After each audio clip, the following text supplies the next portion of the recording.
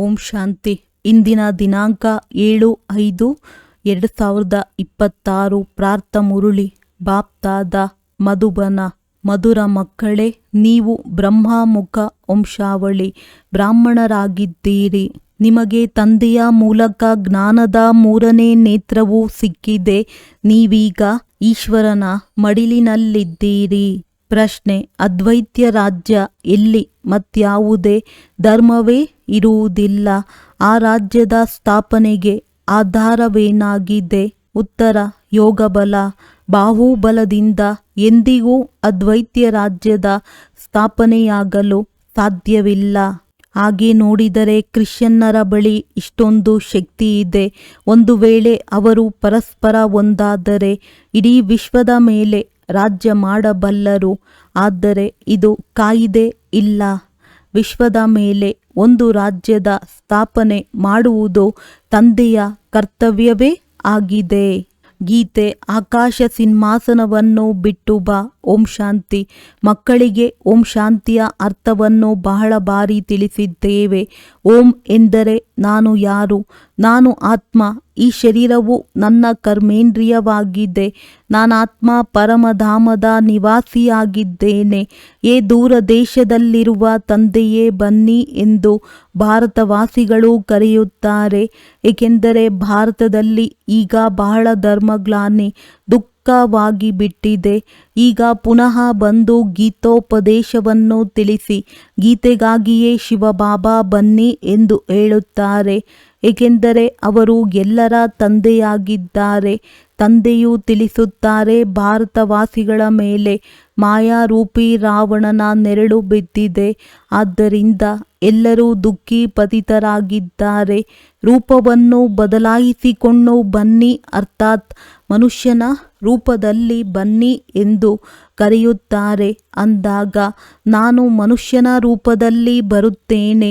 ನನ್ನ ಬರುವಿಕೆಯು ದಿವ್ಯ ಅಲೌಕಿಕವಾಗಿದೆ. ನಾನು ಗರ್ಭದಲ್ಲಿ ಬರುವುದಿಲ್ಲ. ಸಾಧಾರಣ ವೃದ್ಧನ ತನುವಿನಲ್ಲಿ ಬರುತ್ತೇನೆ. ನೀವು ಮಕ್ಕಳು ತಿಳಿದುಕೊಂಡಿದ್ದೀರಿ, ನಾನು ಕಲ್ಪಕಲ್ಪವೂ ನನ್ನ ನಿರಾಕಾರಿ ರೂಪವನ್ನು ಬದಲಾಯಿಸಿಕೊಂಡು ಬರುತ್ತೇನೆ. ಜ್ಞಾನಸಾಗರನು ಪರಮಪಿತ ಪರಮಾತ್ಮನೇ ಆಗಿದ್ದಾರೆ. ಕೃಷ್ಣನಿಗೆಂದು ಹೇಳುವುದಿಲ್ಲ.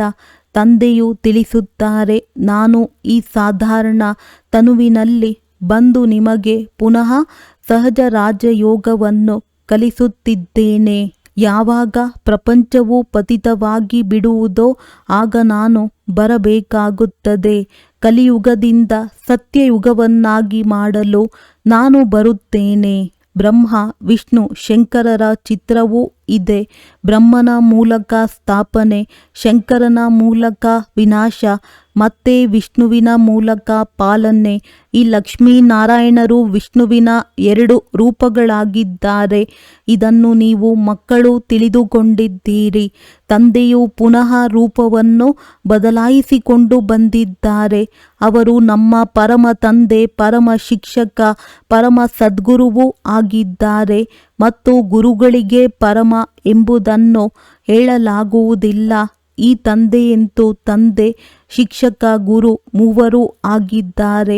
ಲೌಕಿಕ ತಂದೆಯು ಮಕ್ಕಳ ಪಾಲನೆ ಮಾಡಿ ಅವರನ್ನು ಶಾಲೆಗೆ ಕಳುಹಿಸುತ್ತಾರೆ. ಆ ತಂದೆಯೇ ಶಿಕ್ಷಕನಾಗಿ ಓದಿಸುವವರು ಬಹಳ ವಿರಳ.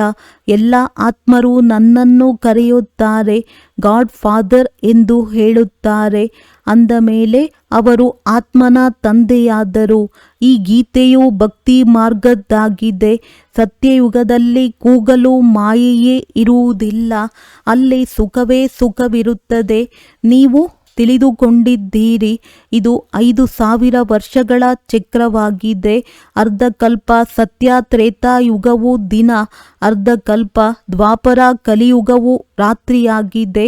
ನೀವು ಬ್ರಹ್ಮಮುಖ ವಂಶಾವಳಿ ಬ್ರಾಹ್ಮಣರಾಗಿದ್ದೀರಿ. ಬ್ರಹ್ಮ ಅಥವಾ ನೀವು ಬ್ರಾಹ್ಮಣರದ್ದೇ ದಿನರಾತ್ರಿ ಎಂದು ಗಾಯನವಿದೆ. ದಿನ ಮತ್ತು ರಾತ್ರಿಯ ಜ್ಞಾನವೂ ನೀವು ಮಕ್ಕಳಿಗೆ ಇದೆ. ಲಕ್ಷ್ಮೀನಾರಾಯಣರಿಗೆ ಈ ಜ್ಞಾನವಿರುವುದಿಲ್ಲ. ನೀವೀಗ ಸಂಗಮದಲ್ಲಿದ್ದೀರಿ. ನಿಮಗೆ ತಿಳಿದಿದೆ, ಈಗ ಭಕ್ತಿ ಮಾರ್ಗವು ಪೂರ್ಣವಾಗಿ ದಿನವು ಉದಯವಾಗುತ್ತದೆ.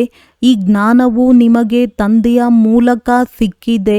ಕಲಿಯುಗದಲ್ಲಾಗಲಿ ಅಥವಾ ಸತ್ಯಯುಗದಲ್ಲಾಗಲಿ ಈ ಜ್ಞಾನವು ಯಾರಿಗೂ ಇರುವುದಿಲ್ಲ. ಆದ್ದರಿಂದ ಬ್ರಹ್ಮನ ದಿನ ಬ್ರಹ್ಮನ ರಾತ್ರಿ ಎಂದು ಗಾಯನವಿದೆ. ನೀವೀಗ ಸೂರ್ಯವಂಶಿ ಚಂದ್ರವಂಶಿ ರಾಜ್ಯವನ್ನು ಪಡೆಯುವ ಪುರುಷಾರ್ಥ ಮಾಡುತ್ತಿದ್ದೀರಿ. ಮತ್ತೆ ಅರ್ಧಕಲ್ಪದ ನಂತರ ನೀವು ರಾಜ್ಯವನ್ನು ಕಲಿತುಕೊಳ್ಳುತ್ತೀರಿ. ಈ ಜ್ಞಾನವು ನೀವು ಬ್ರಾಹ್ಮಣರ ವಿನಃ ಮತ್ಯಾರಿಗೂ ಇಲ್ಲ. ನೀವು ದೇವತೆಗಳಾಗಿ ಬಿಟ್ಟರೆ ನಂತರ ಈ ಜ್ಞಾನವೇ ಇರುವುದಿಲ್ಲ. ಈಗ ರಾತ್ರಿಯಾಗಿದೆ. ಶಿವರಾತ್ರಿಯ ಗಾಯನವೂ ಇದೆ. ಕೃಷ್ಣನ ರಾತ್ರಿ ಎಂದು ಹೇಳುತ್ತಾರೆ, ಆದರೆ ಅದರ ಅರ್ಥವನ್ನು ತಿಳಿದುಕೊಂಡಿಲ್ಲ.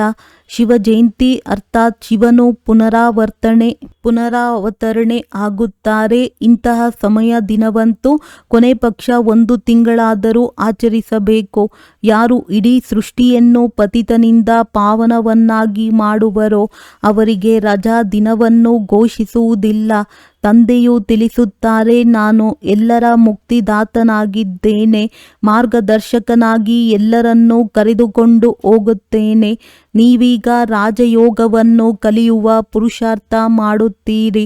ತಂದೆಯು ನಿಮಗೆ ಜ್ಞಾನದ 3ನೇ ನೇತ್ರವನ್ನು ಕೊಡುತ್ತಿದ್ದಾರೆ.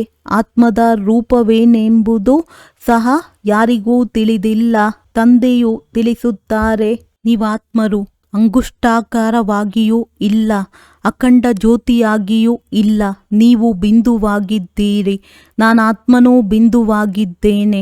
ಆದರೆ ನಾನು ಪುನರ್ಜನ್ಮದಲ್ಲಿ ಬರುವುದಿಲ್ಲ. ನನ್ನ ಮಹಿಮೆಯೇ ಬೇರೆಯಾಗಿದೆ. ನಾನು ಪರಮಾತ್ಮನಾಗಿರುವ ಕಾರಣ ಜನನ ಮರಣದ ಚಕ್ರದಲ್ಲಿ ಬರುವುದಿಲ್ಲ. ನೀವಾತ್ಮರು ಶರೀರದಲ್ಲಿ ಬರುತ್ತೀರಿ. ಆದ್ದರಿಂದ 84 ಜನ್ಮಗಳನ್ನು ತೆಗೆದುಕೊಳ್ಳುತ್ತೀರಿ. ನಾನು ಈ ಶರೀರದಲ್ಲಿ ಪ್ರವೇಶ ಮಾಡುತ್ತೇನೆ. ನಾನು ಈ ಶರೀರವನ್ನು ಬಾಡಿಗೆಯಾಗಿ ತೆಗೆದುಕೊಂಡಿದ್ದೇನೆ. ನೀವೂ ಸಹ ಆತ್ಮವಾಗಿದ್ದೀರಿ. ಆದರೆ ನೀವು ತಮ್ಮನ್ನು ನಾವಾತ್ಮರಾಗಿದ್ದೇವೆ ಎಂಬುದನ್ನು ಅನುಭೂತಿ ಮಾಡುವುದಿಲ್ಲ. ಆತ್ಮವೇ ತಂದೆಯನ್ನು ನೆನಪು ಮಾಡುತ್ತದೆ. ದುಃಖದಲ್ಲಿ ಯಾವಾಗಲೂ ಏ ಭಗವಂತ, ಏ ದಯಾಹೃದಯಿ, ತಂದೆಯೇ ದಯೆ ತೋರಿಸಿ ಎಂದು ನೆನಪು ಮಾಡುತ್ತಾರೆ. ನೀವು ದಯೆಯನ್ನು ಬೇಡುತ್ತೀರಿ, ಏಕೆಂದರೆ ಆ ತಂದೆಯು ಜ್ಞಾನಸಾಗರ, ಆನಂದ ಸಾಗರ, ಪವಿತ್ರತೆಯ ಸಾಗರನಾಗಿದ್ದಾರೆ. ಜ್ಞಾನದಲ್ಲಿಯೂ ಪೂರ್ಣನಾಗಿದ್ದಾರೆ, ಜ್ಞಾನಸಾಗರನಾಗಿದ್ದಾರೆ. ಮನುಷ್ಯರಿಗೆ ಈ ಮಹಿಮೆ ಕೊಡಲು ಸಾಧ್ಯವಿಲ್ಲ. ಇಡೀ ಪ್ರಪಂಚದ ಮೇಲೆ ದಯೆ ತೋರಿಸುವುದು ಇದು ತಂದೆಯದೇ ಕರ್ತವ್ಯವಾಗಿದೆ. ಅವರು ರಚಯಿತನಾಗಿದ್ದಾರೆ. ಉಳಿದೆಲ್ಲವೂ ರಚನೆಯಾಗಿದೆ. ರಚಯಿತನು ರಚನೆಯನ್ನು ರಚಿಸುತ್ತಾರೆ. ಮೊದಲು ಸ್ತ್ರೀಯನ್ನು ದತ್ತು ಮಾಡಿಕೊಳ್ಳುತ್ತಾರೆ. ಮತ್ತೆ ಅವರ ಮೂಲಕ ರಚನೆಯನ್ನು ರಚಿಸಿ ಅವರ ಪಾಲನೆಯನ್ನು ಮಾಡುತ್ತಾರೆ. ವಿನಾಶ ಮಾಡುವುದಿಲ್ಲ. ಈ ಬೇಅದ್ದಿನ ತಂದೆಯು ಬಂದು ಸ್ಥಾಪನೆ, ಪಾಲನೆ, ವಿನಾಶವನ್ನು ಮಾಡಿಸುತ್ತಾರೆ. ಆದಿ ಸನಾತನ ದೇವಿ ದೇವತಾ ಧರ್ಮದ ಪಾಲನೆ ಮಾಡಿಸುತ್ತಾರೆ. ಸತ್ಯಯುಗದ ಆದಿಯಲ್ಲಿ ಬಹುಬೇಗನೆ ರಾಜಧಾನಿಯು ಸ್ಥಾಪನೆಯಾಗಿ ಬಿಡುತ್ತದೆ. ಅನ್ಯ ಧರ್ಮದವರು ಕೇವಲ ತಮ್ಮ ತಮ್ಮ ಧರ್ಮ ಸ್ಥಾಪನೆ ಮಾಡುತ್ತಾರೆ. ಯಾವಾಗ ಲಕ್ಷಾಂತರ ಅಂದಾಜಿನಲ್ಲಿ ಅವರ ಸಂಖ್ಯೆಯು ವೃದ್ಧಿಯಾಗುವುದೋ ಆಗ ರಾಜ್ಯವು ನಡೆಯುತ್ತದೆ. ನೀವೀಗ ಯೋಗ ಬಲದಿಂದ ರಾಜಧಾನಿಯನ್ನು ಸ್ಥಾಪನೆ ಮಾಡುತ್ತಿದ್ದೀರಿ. ನೀವು ಇಡೀ ವಿಶ್ವದ ಮಾಲೀಕರಾಗುತ್ತೀರಿ. ಬಾಹುಬಲದಿಂದ ಎಂದೂ ಯಾರೂ ವಿಶ್ವದ ಮೇಲೆ ರಾಜ್ಯ ಮಾಡಲು ಸಾಧ್ಯವಿಲ್ಲ. ತಂದೆಯು ತಿಳಿಸಿದ್ದಾರೆ, ಕ್ರಿಶ್ಚಿಯನ್ನರಲ್ಲಿ ಇಷ್ಟೊಂದು ಶಕ್ತಿ ಇದೆ. ಅವರು ಪರಸ್ಪರ ಒಂದಾದರೆ ಇಡೀ ವಿಶ್ವದ ಮೇಲೆ ರಾಜ್ಯ ಮಾಡುವರು. ಆದರೆ ಬಾಹುಬಲದಿಂದ ವಿಶ್ವದ ಮೇಲೆ ರಾಜ್ಯ ಪಡೆಯುವುದು ಕಾಯಿದೆ ಇಲ್ಲ. ಡ್ರಾಮಾದಲ್ಲಿ ಬಾಹುಬಲದವರು ವಿಶ್ವದ ಮಾಲೀಕರಾಗುವ ನಿಯಮವೇ ಇಲ್ಲ. ತಂದೆಯು ತಿಳಿಸುತ್ತಾರೆ, ವಿಶ್ವದ ರಾಜ್ಯ ಭಾಗ್ಯವು ಯೋಗ ಬಲದಿಂದ ನನ್ನ ಮೂಲಕವೇ ಸಿಗುತ್ತದೆ. ಅಲ್ಲಿ ಯಾವುದೇ ವಿಭಾಗಗಳಿರುವುದಿಲ್ಲ.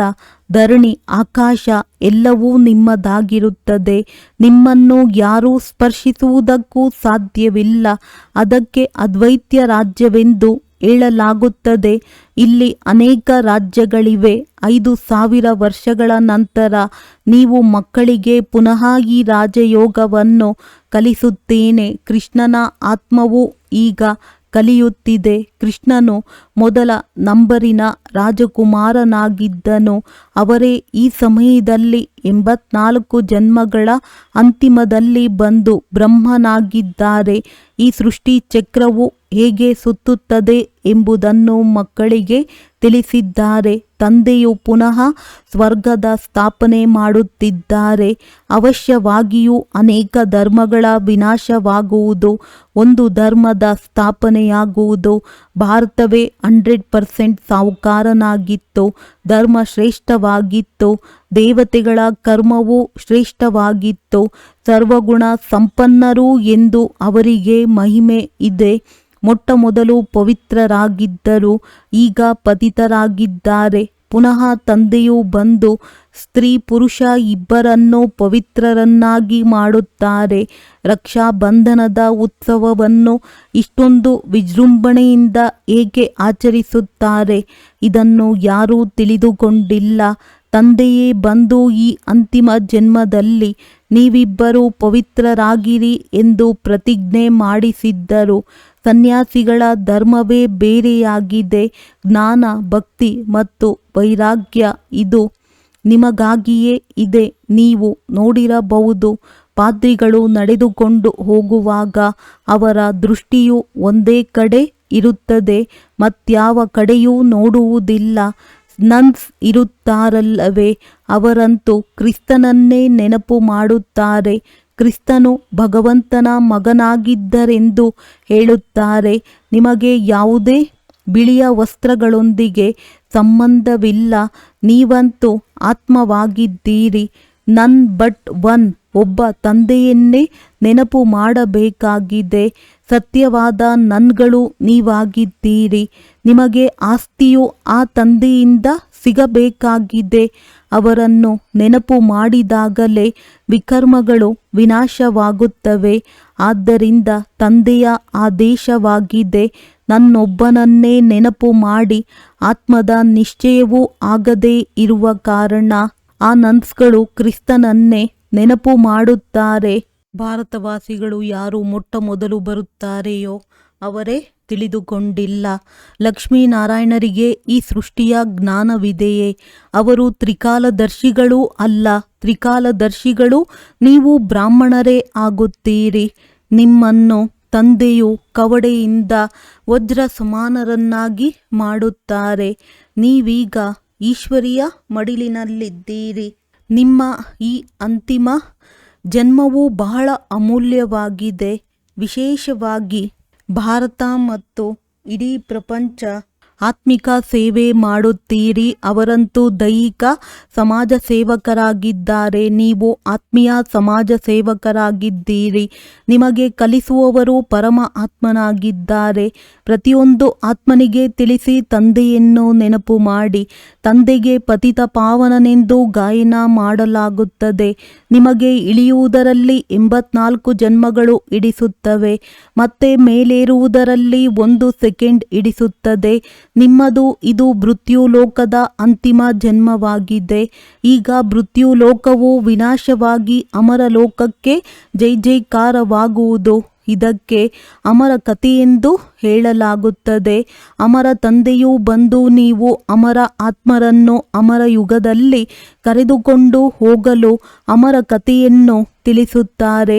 ತಂದೆಯು ಹೇಳುತ್ತಾರೆ, ಯಾವುದೇ ಮಾತುಗಳನ್ನು ಮರೆತು ಹೋಗುತ್ತೀರೆಂದರೆ ಕೇವಲ ತಮ್ಮನ್ನು ಆತ್ಮನಿಶ್ಚಯ ಮಾಡಿಕೊಂಡು ತಂದೆಯಾದ ನನ್ನೊಬ್ಬನನ್ನೇ ನೆನಪು ಮಾಡಿ ಬುದ್ಧಿಯೋಗವನ್ನು ನನ್ನೊಂದಿಗೆ ಜೋಡಿಸಿ. ಆಗ ನಿಮ್ಮ ಪಾಪಗಳು ಭಸ್ಮವಾಗುವವು ಮತ್ತು ನೀವು ಪುಣ್ಯಾತ್ಮರಾಗಿ ಬಿಡುತ್ತೀರಿ. ನೀವು ಮನುಷ್ಯರಿಂದ ದೇವತೆಯಾಗುತ್ತೀರಿ. ಇದು ಹೊಸ ಮಾತಲ್ಲ. 5000 ವರ್ಷಗಳ ನಂತರ ತಂದೆಯು ಬಂದು ನಿಮಗೆ ಆಸ್ತಿಯನ್ನು ಕೊಡುತ್ತಾರೆ. ಮತ್ತೆ ರಾವಣನು ಶಾಪ ಕೊಡುತ್ತಾನೆ. ಯಾವುದೇ ವೇದಶಾಸ್ತ್ರಗಳಲ್ಲಿಲ್ಲ. ಆದ್ದರಿಂದ ಪರಮಾತ್ಮನಿಗೆ ಜ್ಞಾನ ಸಾಗರ, ಶಾಂತಿಯ ಸಾಗರ, ಆನಂದ ಸಾಗರನೆಂದು ಹೇಳಲಾಗುತ್ತದೆ. ನಿಮ್ಮನ್ನು ತನ್ನ ಸಮಾನರನ್ನಾಗಿ ಮಾಡಿಕೊಳ್ಳುತ್ತಾರೆ. ನೀವು ಸಹ ಪೂಜ್ಯರಾಗಿದ್ದೀರಿ, ನಂತರ ಪೂಜಾರಿಗಳಾಗುತ್ತೀರಿ. ತಾವೇ ಪೂಜ್ಯ, ತಾವೇ ಪೂಜಾರಿ. ಇದು ಭಗವಂತನಿಗೆ ಅನ್ವಯಿಸುವುದಿಲ್ಲ. ಇದು ಭಾರತವಾಸಿಗಳ ಮಾತಾಗಿದೆ. ನೀವು ಮೊದಲು ಕೇವಲ ಒಬ್ಬ ಶಿವನ ಭಕ್ತಿ ಮಾಡುತ್ತಿದ್ದೀರಿ, ಅವ್ಯಭಿಚಾರಿ ಭಕ್ತಿ ಮಾಡಿದ್ದೀರಿ. ನಂತರ ದೇವತೆಗಳ ಭಕ್ತಿಯನ್ನು ಆರಂಭಿಸಿದ್ದೀರಿ, ಕೆಳಗಿಳಿಯುತ್ತಾ ಬಂದಿರಿ. ಈಗ ಪುನಃ ನೀವು ದೇವಿ ದೇವತೆಗಳಾಗುತ್ತಿದ್ದೀರಿ. ಯಾರು ಸ್ವಲ್ಪ ಓದಿದರೂ ಸಹ ಅವರು ಪ್ರಜೆಗಳಲ್ಲಿ ಬರುತ್ತಾರೆ. ಯಾರು ಚೆನ್ನಾಗಿ ಓದಿಸುವರೋ ಅವರು ರಾಜಧಾನಿಯಲ್ಲಿ ಬರುತ್ತಾರೆ. ಪ್ರಜೆಗಳಂತೂ ಅನೇಕರಾಗುತ್ತಾರೆ. ಒಬ್ಬ ಮಹಾರಾಜನಿಗೆ ಲಕ್ಷಾಂತರ ಕೋಟ್ಯಾಂತರ ಮಂದಿ ಪ್ರಜೆಗಳಿರುತ್ತಾರೆ. ನೀವು ಪುರುಷಾರ್ಥವು ಕಲ್ಪದ ಹಿಂದಿನ ತರಹ ಮಾಡುತ್ತೀರಿ. ಪುರುಷಾರ್ಥದಿಂದಲೇ ಯಾರು ಯಾರು ಮಾಲೆಯಲ್ಲಿ ಬರುತ್ತಾರೆಂಬುದು ಅರ್ಥವಾಗುತ್ತದೆ. ಪ್ರಜೆಗಳಲ್ಲಿಯೂ ಕೆಲವರು ಬಡವರು, ಕೆಲವರು ಸಾಹುಕಾರರಾಗುತ್ತಾರೆ. ಭಕ್ತಿ ಮಾರ್ಗದಲ್ಲಿ ಈಶ್ವರಾರ್ಥವಾಗಿ ದಾನ ಮಾಡುತ್ತಾರೆ. ಏಕೆ ಈಶ್ವರನ ಬಳಿ ಇಲ್ಲವೇನೋ ಅಥವಾ ಕೃಷ್ಣಾರ್ಪಣಂ ಎಂದು ಹೇಳುತ್ತಾರೆ. ಆದರೆ ವಾಸ್ತವದಲ್ಲಿ ಈಶ್ವರಾರ್ಪಣಂ ಆಗುತ್ತದೆ. ಮನುಷ್ಯರು ಏನೆಲ್ಲವನ್ನೂ ಮಾಡುವರೋ ಅದರ ಫಲವು ಇನ್ನೊಂದು ಜನ್ಮದಲ್ಲಿ ಸಿಗುತ್ತದೆ. ಒಂದು ಜನ್ಮಕ್ಕಾಗಿ ಫಲ ಸಿಗುತ್ತದೆ. ಈಗ ತಂದೆಯು ತಿಳಿಸುತ್ತಾರೆ, ನಾನು ನಿಮಗೆ 21 ಜನ್ಮಗಳ ಆಸ್ತಿಯನ್ನು ಕೊಡಲು ಬಂದಿದ್ದೇನೆ. ನೀವು ನನ್ನ ಅರ್ಥವಾಗಿ ಡೈರೆಕ್ಟ್ ಏನಾದರೂ ಮಾಡುತ್ತೀರೆಂದರೆ 21 ಜನ್ಮಗಳಿಗಾಗಿ ನಿಮಗೆ ಅದರ ಪ್ರಾಪ್ತಿಯಾಗುತ್ತದೆ. ಪರೋಕ್ಷವಾಗಿ ಮಾಡುತ್ತೀರೆಂದರೆ ಒಂದು ಜನ್ಮಕ್ಕಾಗಿ ಅಲ್ಪ ಕಾಲದ ಸುಖ ಸಿಗುತ್ತದೆ. ತಂದೆಯು ತಿಳಿಸುತ್ತಾರೆ, ನಿಮ್ಮದೆಲ್ಲವೂ ಮಣ್ಣು ಪಾಲಾಗಲಿದೆ. ಆದ್ದರಿಂದ ಇದನ್ನು ಸಫಲ ಮಾಡಿಕೊಳ್ಳಿ. ನೀವು ಈ ಆತ್ಮಿಕ ಆಸ್ಪತ್ರೆ ಹಾಗೂ ಯೂನಿವರ್ಸಿಟಿಯನ್ನು ತೆರೆಯುತ್ತಾ ಹೋಗಿ. ಎಲ್ಲಿ ಎಲ್ಲರೂ ಸದಾ ಆರೋಗ್ಯವಂತರು, ಐಶ್ವರ್ಯವಂತರಾಗುತ್ತಾರೆ. ಇದರಿಂದ ಬಹಳ ಸಂಪಾದನೆಯಾಗುತ್ತದೆ. ಯೋಗದಿಂದ ಆರೋಗ್ಯ ಮತ್ತು ಚಕ್ರವನ್ನು ತಿಳಿದುಕೊಳ್ಳುವುದರಿಂದ ಭಾಗ್ಯ. ಆದ್ದರಿಂದ ಮನೆ ಮನೆಯಲ್ಲಿ ಇಂತಹ ಯೂನಿವರ್ಸಿಟಿ ಕಮ್ ಹಾಸ್ಪಿಟಲ್ ಅನ್ನು ತೆರೆಯಿರಿ. ದೊಡ್ಡ ವ್ಯಕ್ತಿಗಳಾದರೆ ದೊಡ್ಡದನ್ನು ತೆರೆಯಲಿ, ಎಲ್ಲಿ ಅನೇಕರು ಬಂದು ತಿಳಿದುಕೊಳ್ಳಲಿ. ಬೋರ್ಡಿನ ಮೇಲೆ ಬರೆಯಿರಿ. ಹೇಗೆ ಪ್ರಾಕೃತಿಕ ಚಿಕಿತ್ಸೆಯವರು ಬರೆಯುತ್ತಾರೆ. ತಂದೆಯು ಇಡೀ ಪ್ರಪಂಚದ ಪ್ರಕೃತಿಯನ್ನೇ ಪವಿತ್ರವನ್ನಾಗಿ ಮಾಡಿಬಿಡುತ್ತಾರೆ. ಈ ಸಮಯದಲ್ಲಿ ಎಲ್ಲವೂ ಅಪವಿತ್ರವಾಗಿದೆ. ಇಡೀ ಪ್ರಪಂಚವನ್ನು ಸದಾ ಆರೋಗ್ಯವಂತ, ಐಶ್ವರ್ಯವಂತನನ್ನಾಗಿ ಮಾಡುವವರು ತಂದೆಯಾಗಿದ್ದಾರೆ. ಅವರೇ ನೀವು ಮಕ್ಕಳಿಗೆ ಓದಿಸುತ್ತಿದ್ದಾರೆ. ನೀವು ಅತಿ ಪ್ರಿಯ ಮಕ್ಕಳಾಗಿದ್ದೀರಿ.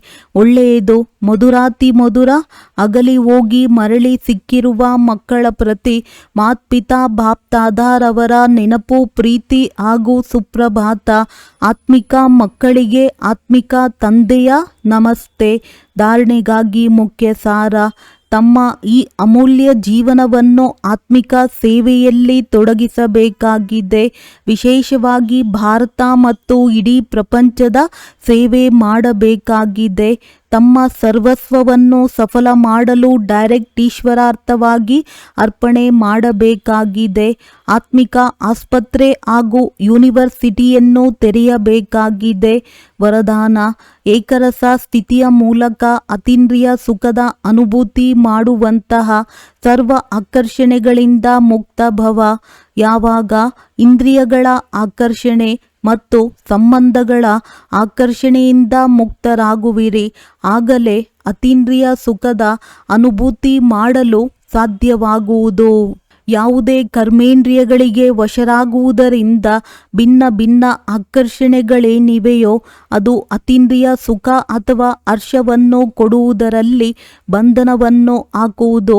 ಆದರೆ ಯಾವಾಗ ಬುದ್ಧಿಯು ಸರ್ವ ಆಕರ್ಷಣೆಗಳಿಂದ ಮುಕ್ತವಾಗಿದ್ದು ಒಂದು ಲಕ್ಷ್ಯದಲ್ಲಿ ಸ್ಥಿತವಾಗಿರುತ್ತದೆಯೋ ಆಗ ಏರುಪೇರುಗಳು ಸಮಾಪ್ತಿಯಾಗುತ್ತದೆ. ಏಕರಸ ಸ್ಥಿತಿಯಾಗುವುದರಿಂದ ಅತೀಂದ್ರಿಯ ಸುಖದ ಅನುಭೂತಿಯಾಗುವುದು. ಸ್ಲೋಗನ್: ತಮ್ಮ ಬುದ್ಧಿಯ ಸಂಬಂಧವು ಸದಾ ಸ್ಪಷ್ಟವಾಗಿ ಇಟ್ಟುಕೊಂಡರೆ ಒಬ್ಬರಿನ್ನೊಬ್ಬರ ಮನಸ್ಸಿನ ಭಾವಗಳನ್ನು ತಿಳಿದುಕೊಂಡು ಬಿಡುತ್ತೀರಿ. ಅವ್ಯಕ್ತ ಸೂಚನೆಗಳು: ಸದಾ ಅಚಲ, ಅಡೋಲ, ಏಕರಸ ಸ್ಥಿತಿಯ ಅನುಭವ ಮಾಡಿ. ಸಮಯ ಪ್ರಮಾಣ: ಈಗ ಸದಾ ಅಚಲ ಅಡೋಲ ಸರ್ವ ಖಜಾನೆಗಳಿಂದ ಸಂಪನ್ನರಾಗಿ ಸ್ವಲ್ಪವೂ ಸಹ ಏರುಪೇರು ಆಗುತ್ತೀರಿ ಎಂದರೆ ಸರ್ವ ಖಜಾನೆಗಳ ಅನುಭವ ಆಗುವುದಿಲ್ಲ. ತಂದೆಯ ಮೂಲಕ ಸಿಕ್ಕಿರುವ ಖಜಾನೆಗಳನ್ನು ಸದಾ ಕಾಯಮ್ಮಾಗಿ ಇಟ್ಟುಕೊಳ್ಳುವ ಸಾಧನ ಆಗಿದೆ ಸದಾ ಅಚಲ ಅಡೋಲರಾಗಿ ಇರುವುದು. ಅಚಲರಾಗಿರುವುದರಿಂದ ಸದಾ ಖುಷಿಯ ಅನುಭವ ಆಗುತ್ತಾ ಇರುತ್ತದೆ. ಹೇಗೆ ವಿನಾಶಿ ಧನ, ಹೆಸರು, ಮಾನ್ಯತೆ, ಆಡಂಬರ, ಪದವಿ ಇತ್ಯಾದಿಗಳು ಸಿಗುತ್ತದೆ ಎಂದರೆ ಖುಷಿಯಾಗುತ್ತದೆ ಅಲ್ಲವೇ? ಇದಂತೂ ಅವಿನಾಶಿ ಖುಷಿಯಾಗಿದೆ. ಆದರೆ ಈ ಖುಷಿ ಅವರಿಗೆ ಇರುತ್ತದೆ ಯಾರು ಅಚಲ ಅಡೋಲ ಏಕರಸ ಸ್ಥಿತಿಯಲ್ಲಿ ಇರುತ್ತಾರೆ. ಒಳ್ಳೆಯದು. ಓಂ ಶಾಂತಿ.